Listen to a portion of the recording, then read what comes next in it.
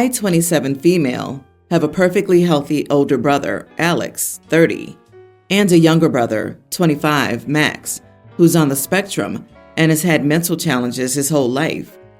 My parents were Max's primary caregivers. They always did their best and cared for Max, often at the expense of completely ignoring Alex and me. However, Alex stayed back in the city and worked with Dad. I left when I turned 18, so I was in low contact with him. Unfortunately, my parents both passed away during COVID. Because I was in a different state, Alex and his family took Max in and started caring for him.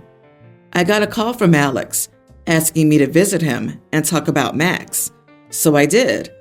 Alex told me he was physically and emotionally exhausted from caring for Max, that he couldn't spend as much time with his wife and son as he would like, and asked me to temporarily take Max back home with me.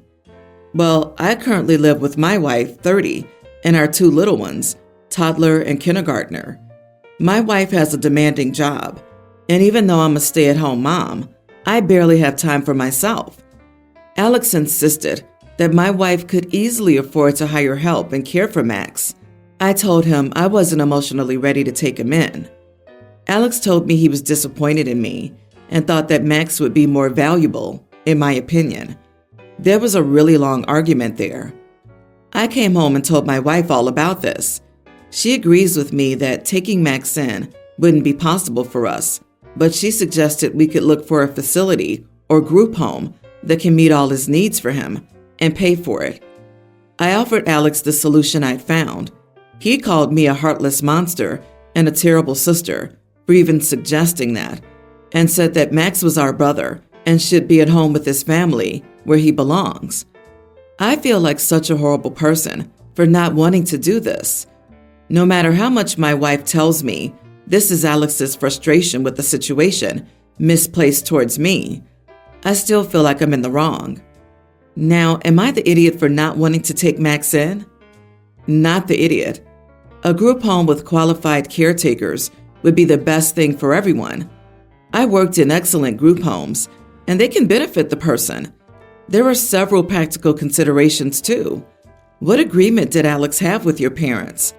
Did your parents set up any trust to provide for Max? Did Alex inherit money or property to be used for Max's support? Why isn't Alex hiring a caregiver for Max and letting him stay where he is? Your brother no longer wants to care for him, so he's trying to put this responsibility on you. And for goodness sake, if he gets settled in a good group home now and adjusts, it'll be easier if Max outlives his siblings too. He has to deal with losing another home and more family and the state making this decision, or worse, him being homeless. And the audacity to call OP a heartless monster and terrible sister when he's trying to dump their brother on OP and also expecting OP's wife to pay. Why doesn't he pay for his brother's care if he doesn't want him in a care facility? So hypocritical. Exactly. Your wife is right that the best solution here is to look for a group home or other facility for Max. However, Alex should also understand that you can't unilaterally make that decision. Obviously, your wife needs to be involved, and she said no. Also, pretty bold of him to assume that your wife will just pony up the cash for a carer for Max. He's presumptuous, and you must stand up for yourself. In my opinion, you are the idiot. If family means anything to you, you would be willing to share the burden. It's clear Alex cares more about Max than you do, and you arguing with him over that fact makes you an idiot. Can y'all share responsibility for him and take turns? He's been Alex's full responsibility for 4 years, and it's your turn to take over. You should definitely help your brother with Max, and you already know that. I, 36 female, am a white American, and my husband, Tom, of 8+ years, is a black man from Zimbabwe. We met while we were students in the Netherlands. Weirdly, no one's ever been unkind about us being an interracial couple, at least not to my face. So I wonder if I'm overreacting in this situation, because I've never faced this. My older cousin, Jim's son, Alex, is graduating from high school in May. I grew up next door to Jim and his siblings, and we're all very close. Jim initially told me that Alex wanted to avoid having a big graduation party. Still, if I wanted to stop by quickly on the Saturday after graduation, I was welcome to do so. He asked 3 or 4 times if Tom would be coming and was very insistent that it wasn't necessary. Tom has a big project pending at work, so I figured he didn't need to come with me to drop off a check and a card, so the whole thing seemed weird. Well, I arrived at Jim's house to find a full-on party underway. I was incredibly shocked, and when I asked my aunt, Jim's mom, what was going on, she said that the party had been planned for months, and that's why we were all invited over. I told her what Jim had told me, and she looked a bit sheepish and said, "Oh, that's probably because Sarah's family's here." Sarah's Jim's wife.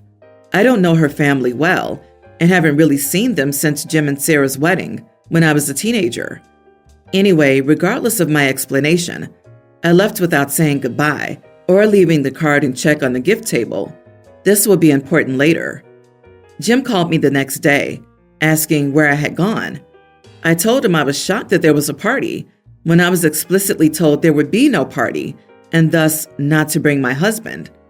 Jim started to cry, which is weird and out of character, and told me that Sarah's family is very old-fashioned and would disapprove of an interracial couple. They didn't want to cause a scene on Alex's big day, but they wanted me there, so they devised a half-truth to keep Tom from coming. I was, to say the least, speechless. I just hung up the phone. Later, my mom called to say she hadn't known about the plan to keep Tom away, but she had spoken to her sister, my aunt, who was very hurt that I hadn't left Alex his gift. My mom said I'm the idiot for punishing Alex for what his parents did, and I should give him the check I was planning on giving him. Frankly, I don't want anything to do with them right now, but I worry I am being unfair to Alex. I'm going to allow disrespect towards your husband, but I still want you to give my child your money. Yeah, no, not the idiot. So your aunt's more upset that Alex didn't get a check than that her son is racked with shame from being spineless and disrespecting his family to appease a bunch of morons. Her priorities are a mess. Really? They're worried about a stupid check? Wow, where do such entitled idiots come from? The white privilege is astounding and disturbing. OP, you should do whatever you feel is right here. I can see everything making sense, but these people have no right to question your decision since they're such unapologetic cowards. Bummer that Alex was caught in the crossfire of his parents' disgusting mistake. Hopefully, Alex understands what happened, but the more I think about it, I can't imagine being 18 and complaining that somebody didn't leave a gift for me at my graduation party, especially if there were tons of other people at the party and likely many gifts. Alex is definitely showing some entitlement there. I'm sorry this happened to you and Tom. Good for you for standing up for him. I, Male, was out to dinner with my dad, referred to as Dan, and 2 of our friends, Jake and Alan, also male, along with my dad's girlfriend, Faith. During the conversation, Alan said something like, the wife wanted tickets. I don't remember the topic because it was offhand, and the ensuing discussion derailed the conversation. Faith didn't like how Alan referred to his wife as the wife and explained how it was impersonal to the actual human being and was referring to her as a categorical role, like the butler, with the preference to use my wife instead. Everyone else, 4 guys, kind of balked at the comment, which upset her more. A slightly heated discussion followed, where we tried to explain why it wasn't a big deal to us. Everyone there had met her and knew her, so it's not like we weren't aware of whom she was. Alan said that even his wife wouldn't mind. Such a literal interpretation of the wife could mean my wife, conveys ownership or possession. The term wife is a term of endearment and personal by definition, as opposed to ball and chain or the old lady. Using my butler is no better than the butler. When it started to go off the rails is when she responded by saying, "You're being morons," multiple times in the back and forth. Only swear words were used the whole conversation. I pointed out that her calling us names is worse than her being offended by someone who isn't there and wouldn't be offended if she were there. I also said her opinion of the wife as an offensive or impersonal term is her interpretation of the word wife on its own, not being a positive thing in the first place. I have a personal bias against people who get offended on behalf of others, so I think I have a blind side here. Am I the idiot? Everyone's the idiot here. Faith sounds insufferable, but she's right. I don't know anyone under 70 who still refer to their wife as the wife. It is dehumanizing and pretty off-putting. I've never heard a woman say the husband in any context. She overdid it with the name-calling, but I understand her frustration. The wife is objectifying, whether it's meant to be or not. OMG, it's really not as deep as some people are assuming. LOL, if anything, it's sarcastically endearing. I also refer to my husband as the husbeast sometimes, and our son is usually the boy.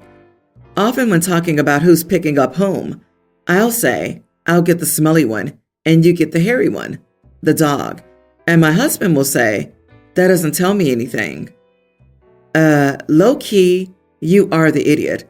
When a bunch of men start trying to explain to a woman why calling someone the wife is okay just crosses a line to me, I wouldn't be okay with being called the wife. And if I heard a friend say it, I'd ding it as a red flag to keep an eye on. Among friends, not using her name is really depersonalizing. Plenty of people are fine with it, which apparently includes the wife being referred to. Language varies between different people. Most people I know refer to relatives and partners with the prefixing it. The wife, the hubby, the mother, etc. All are perfectly normal and happily accepted in many places. Same as how some places will call everyone love or darling. I'm a woman, and I don't see anything wrong with saying the wife. Anyone that does have a problem with it is too uptight for me to want to associate with. I, 23 female, have long golden hair that's down to my mid-thigh. I'm 5'4" and I've been growing it out for a long time. I had waist-long golden blonde hair as a teen, and I was friends with this one girl who would often tell me how damaged and frizzy it was and how it would look so much nicer if I cut it short. It was then brown as I'd had it cut, and I felt that it looked plain and no healthier, as having long or frizzy hair doesn't automatically mean it's damaged. I later learned that she was just jealous and sabotaging me and decided I'd never listen to her hair advice again. My sister, 25, is getting married. We're all very excited. Last week, she pulled me aside and said my hair is too long, it looks bad, and she doesn't want it in her wedding photos. I thought it was really rude, but I told her I'd wear it up. She said it's too long to wear up, and even when I wear it up, it looks too big for my head and body. I told her that's fine. I won't be in the photos. She told me I was bound to be in the photos if I was there, so I told her I won't go, as I wasn't cutting my hair. My family agrees with her, saying it's her big day and other things, e.g., I won't get a job, look scruffy, too old to have hair that long, and demand that I cut it. I want to be clear, my hair is no longer frizzy. I use good shampoo for wavy hair, so it's long and wavy. It's also thick, so it isn't thinning. It's very shiny, and I take good care of it and get trimmed so there are no split ends. I get a lot of compliments about my hair, and I've never had any trouble with work, and I see no reason to cut it other than the wedding, which I'm not willing to do. I suspect my sister's jealous and doesn't want my hair to take away her attention, but she can't outright say that. OMG, it's a stupid wedding season again? It's like everyone is either a giant idiot or being pushed around by a giant idiot. Don't allow yourself to be pushed around. Not the idiot. This obsession some brides have over their wedding photos is unhealthy and bizarre. You just have naturally long hair. She should get over it. The irony is that most of the time, the photos are forgotten about after the first couple of years. I had a bridesmaid that decided her super pale skin needed a spray tan 24 hours before the wedding. She also went nuclear blonde and neon green nail polish with a deep purple bridesmaid dress. There was nothing I could do on the day of, so I rolled with it. But I do remind her of how she looked and is now mortified by, because the goal was as much attention as possible. Keep your hair. The pictures won't matter down the road. But what is wrong with your family? At age 23, you're getting too old to have long hair? Oh, heck no. You're correct. Your sister doesn't want the attention to be on you. She just doesn't want to admit it. The compromises you offered were utterly reasonable. And if you have a professional put your hair in an updo, they can probably style it in a way so it does not look too big for your head. So, where to begin here? We're on vacation as a family and staying at an Airbnb with a pool. I, nearly adult, am about 15 years younger than my other siblings, and their plan was to go to an outlet mall. So I volunteered to stay and watch the kids, 4 young grammar school-age children. One of the older children has a brand new iPhone 14, and I quickly remarked that I'll make sure he keeps it away from swimming. My sister's exact quote was, "Oh, it's okay. It has a brand name case on it. It can get wet." I said okay and told them to have a good time. The older 2 kids came up with a pool game centered around the clock app trend that goes, "Ooh wee." Basically, everyone heard, "Ooh wee." They'd throw the phone up in the air and go dive for it. Well, the case wasn't apparently that waterproof, and after about 10 minutes, the phone was completely soaked inside the case, and the phone was dead. And the back was so hot, it felt like it could burn your finger. My sister was livid and expects me to pay for the phone. I keep going back to the fact that she said the case was waterproof. She says I'm a major idiot if I interpreted waterproof for an iPhone to be used as a dive toy. Am I the idiot here? Not the idiot, but your sister is, for giving a child that young an iPhone. Like, what good can come of small kids on smartphones? What did she think would happen by giving a $1,000 phone to a child that still probably eats his boogers and throws stuff as a matter of course? Do not concede or offer to buy a new one. Kids need to learn the consequences. But I suspect, sadly, that your sister's angry she might have to pay attention to the kids instead of putting them in front of a screen. Seriously, what the heck are these parents even thinking? Why not hand the kid some car keys when he's 10 too? Parents like this are literally the first ones to cry foul and demand the entire internet be censored and baby-proofed so the screen can raise their poor spawn while mommy goes shopping or Instagrams her day. I wonder what percentage of these parents also claim that raising 1 or 2 kids is so expensive. Well, yeah. Are you buying them hundreds of dollars of the newest tech that they absolutely do not need? I'm a 38-year-old woman who pays for my own crap, and I still have an iPhone 11. If you're going to give a kindergartner a new $1,000 iPhone 14, what's left for high school graduation? A Ferrari? Which they'll promptly drive into a lake. Oh, honey, seriously, you thought the phone could be a pool toy? I'm going to go with everyone's the idiot here. You for letting them use a phone, waterproof case or not, as a pool toy, and for the mom being mad at a teenager for making a teenager's mistake. Agreed. Letting the kids you were responsible for throw an expensive new phone around a pool and dive for it? Sorry, no. Your sister's right. You absolutely should have had more common sense.